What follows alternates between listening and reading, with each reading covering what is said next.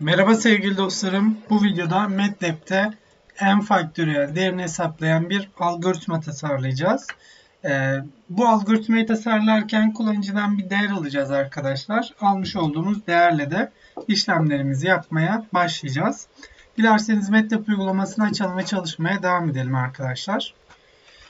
CLC ve clear all ile başlayalım arkadaşlar bu iki komutla. Şimdi disk ile şöylece kullanıcımıza bir yazı yazdıralım. Diyelim ki lütfen gireceğiniz değer sıfırdan büyük olsun diyelim arkadaşlar. Şöyle tırnağımız ve parantezimiz. Tabii şu tırnak işaretini şöyle kaçış diziniyle yapsak daha güzel olacaktır arkadaşlar. Ya da şöyle yapalım. Şurayı silelim. Sıfırdan büyük olsun. Böyle yazılsın. Önemli değil. Daha sonra n eşittir input faktöriyelini hesaplayacağınız sayıyı giriniz diyelim. Kullanıcıdan da faktöriyel hesabı yapacağımız sayıyı alalım bu sayede.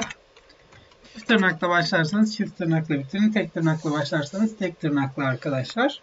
Bir şey fark etmez. Yani ben bunu isterseniz tek tırnak yapayım. Daha sonra arkadaşlar diyorum ki eğer diyorum n eşit 0 ise, eğer böyle bir durum söz konusu ise f(printf)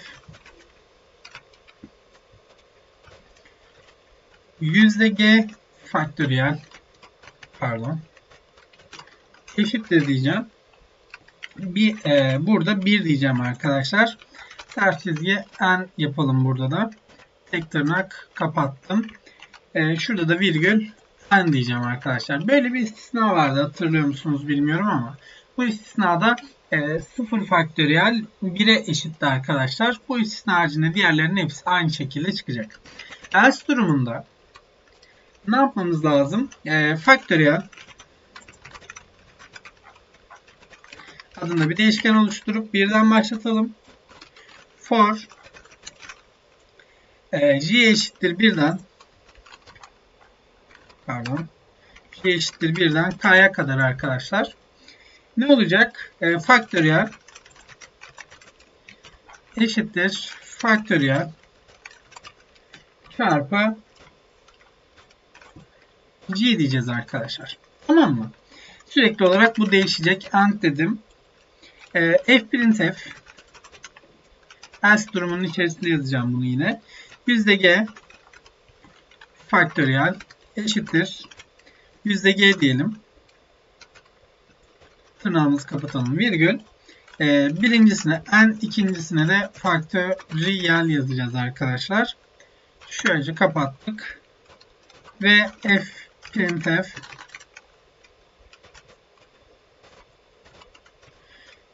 ters çizgen diyelim. Alt satıra geçelim. Ve end deyip bitirelim arkadaşlar. Olay şöyle oluyor. Kullanıcı bunu yazdırıyor. Daha sonrasında diyor ki lütfen diyor faktörünü alacağınız sayıyı girin diyor. Kullanıcı sayı giriyor.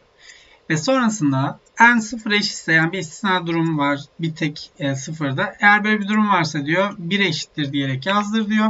Aksi durumda diyor faktöriyeli 1'den başlatacağız. Tamam mı? Bu değişkeni her seferinde j ile çarpacağız. Mesela 3 girdi kullanıcı.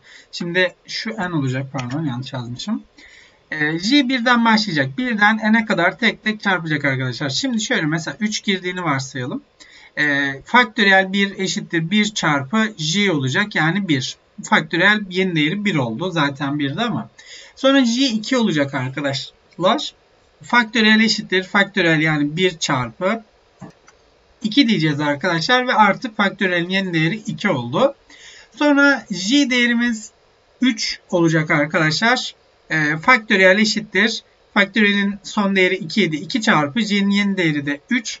2 çarpı 3'ten de 6 geldi ve faktöriyel değeri de bitti arkadaşlar. 3'e kadar gidecekti zaten.